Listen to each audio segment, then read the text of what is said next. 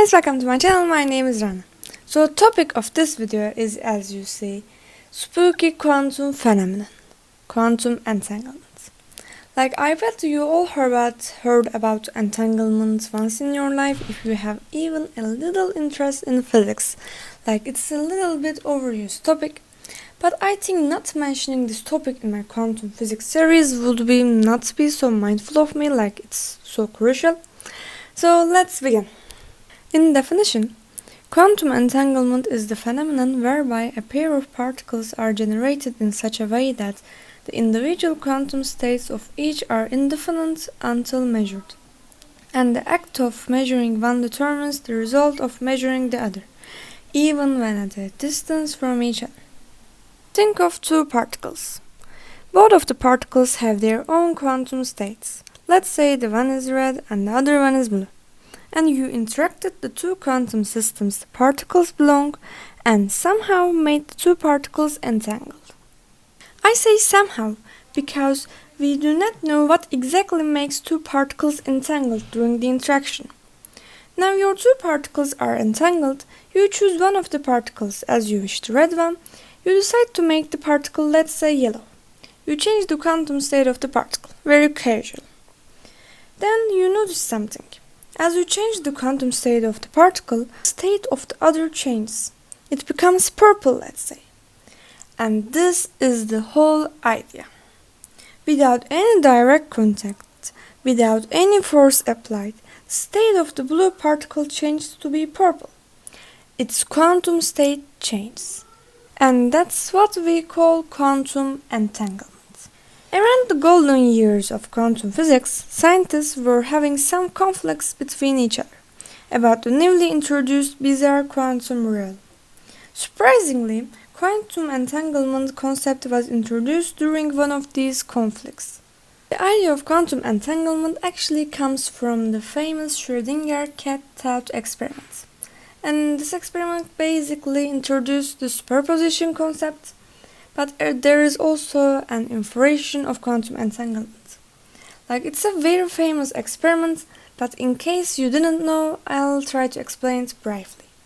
So there is a box that you cannot see inside of it. And inside that box there is a cat and a poison releasement mechanism. There is a 50-50 chance that the poison will be released or not. So if the poison is released, the cat dies, and if not, the cat lives. So before you make a measurement, there is a 50-50 chance that the cat is alive or dead. Basically, the cat is in a superposition according to your point of view. Besides superposition, there is also another quantum concept that you can infer from this experiment: quantum entanglement. In this experiment, making a measurement on the cat, checking whether it's dead or alive, tell us right away about the state of the poison well, opened or closed, without any need to make a measurement on the poison vial. This experiment was in fact made to oppose the quantum phenomenon against the Niels Bohr's and his colleagues' Copenhagen interpretation, but accidentally this experiment opened the road to the recognition of quantum entanglement. Einstein, Podolsky, and Rosen introduced the concept of entanglement in 1935 in an attempt to demonstrate that quantum mechanics is not a complete theory. They suggested a thought experiment in the second half of the article. A particle decays into two particles of equal mass.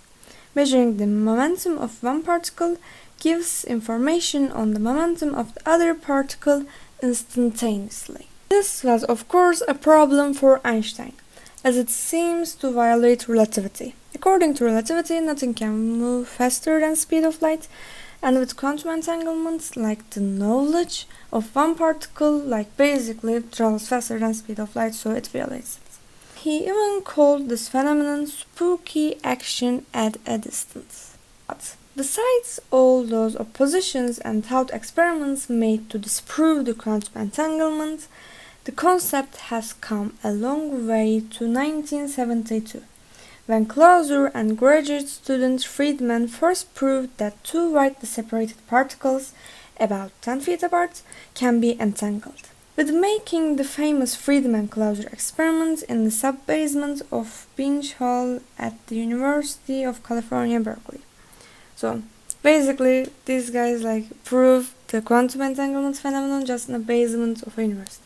Now, quantum entanglement is trying to be integrated with quantum computing. It can be quite useful actually in quantum cryptography or super dense coding. So guys, that was all for today. I hope you enjoyed this video with the understanding of the quantum entanglement phenomenon and its possible usages. If you like this video, don't forget to like and subscribe to our channel. And if you have any video recommendations or questions about this video or general, you can use the comment section. So goodbye, see you at other videos.